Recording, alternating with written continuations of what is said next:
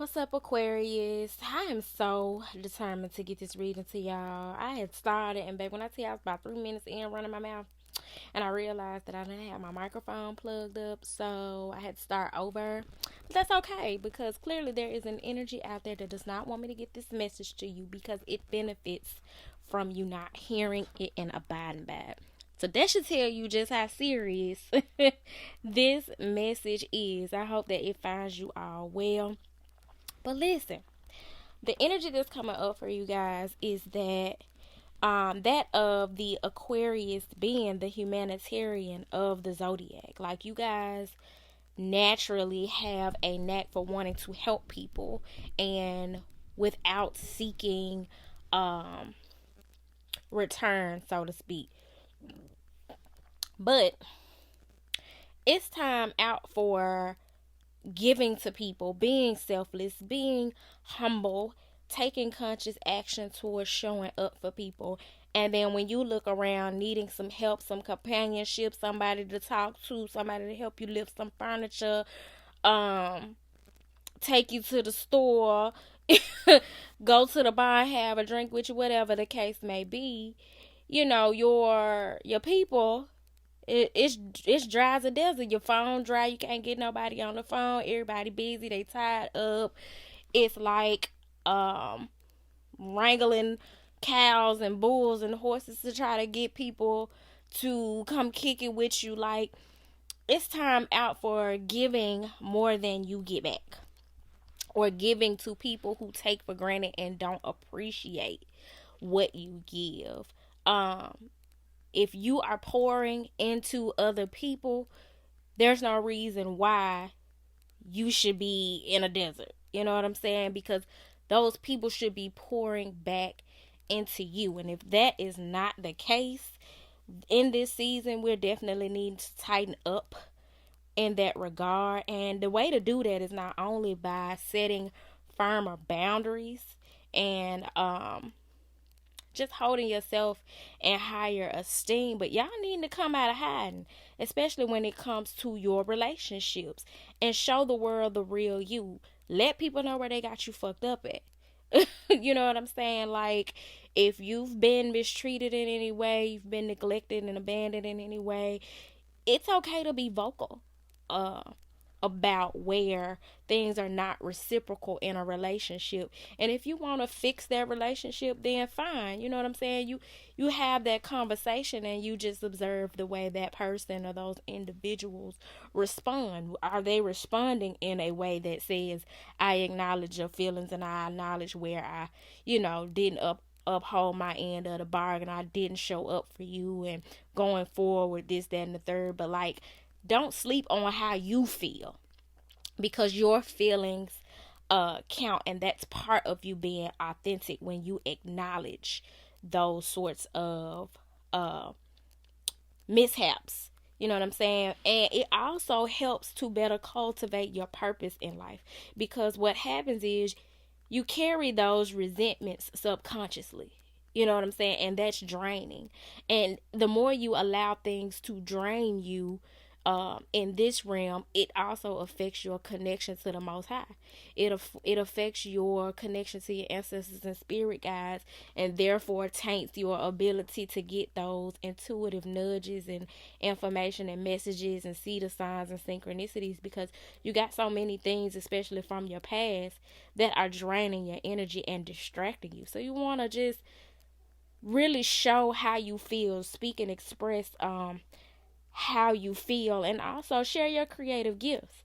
There's some things that you guys are wanting to bring to fruition, or some sides of yourself that you have considered showing, but for whatever reason you've decided not to.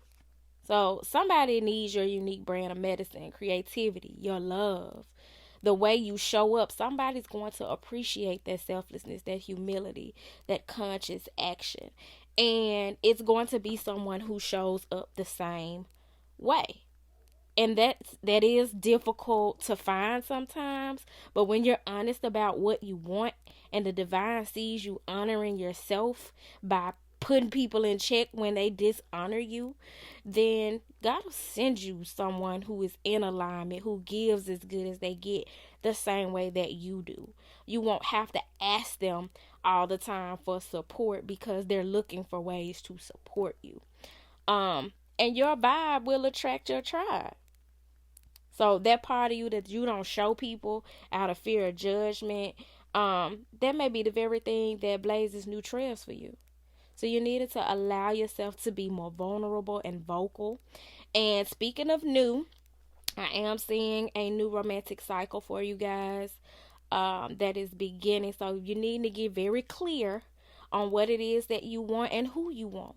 And then align with it. Put forth the effort. Be vocal, be authentic, be forthcoming.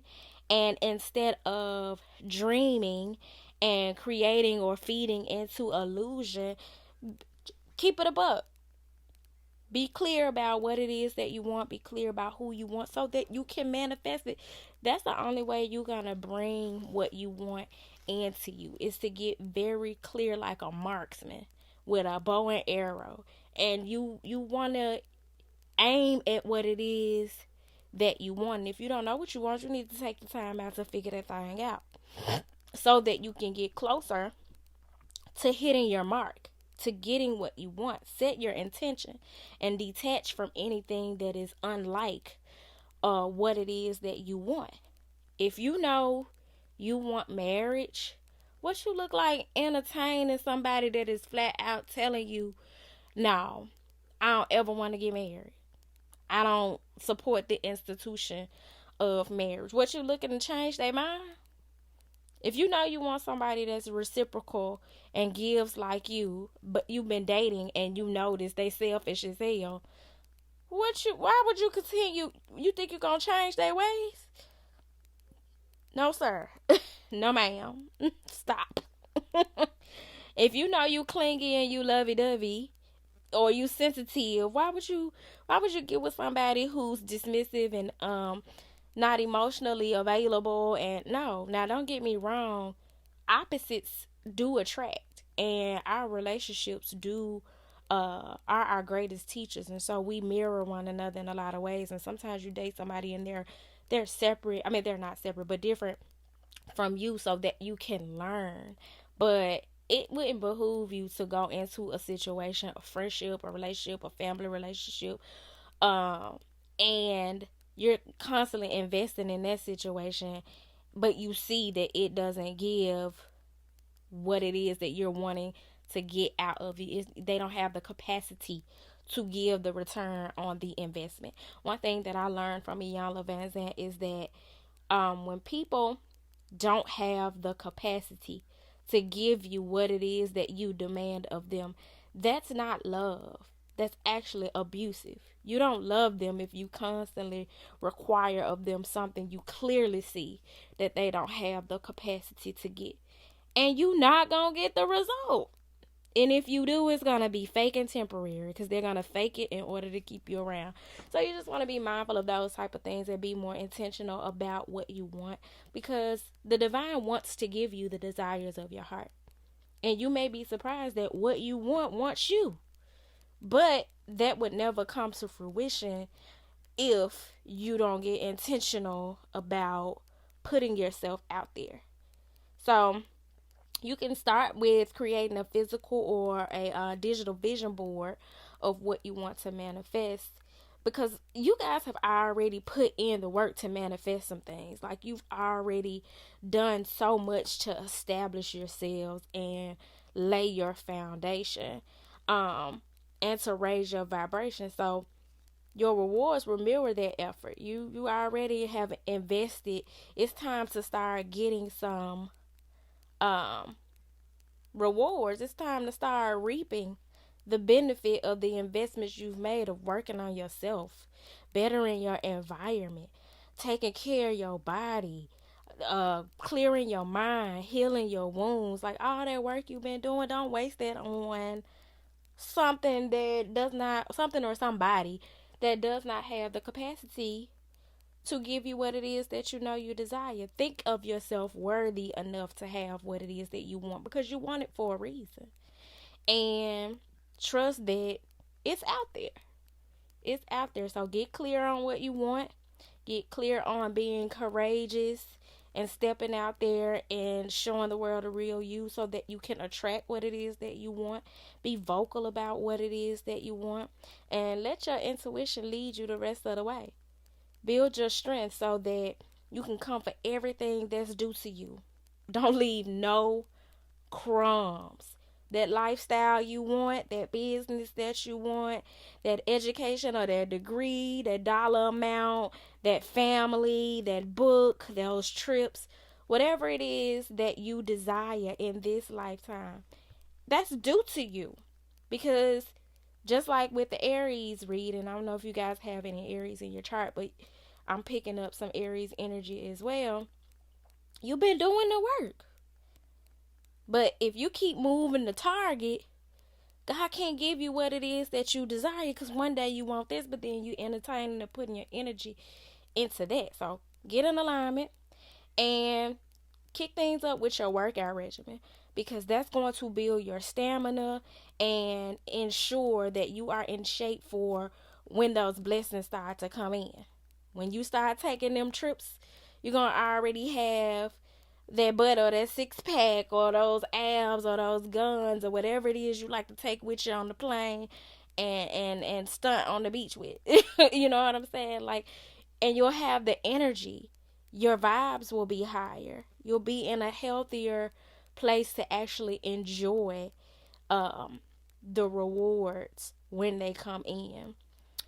So, Aquarius, I hope this message found you well. If it didn't find you well, I hope that it leaves you well. If you are needing some personal assistance or private reading, feel free to book with me. I'd love to hold space for you.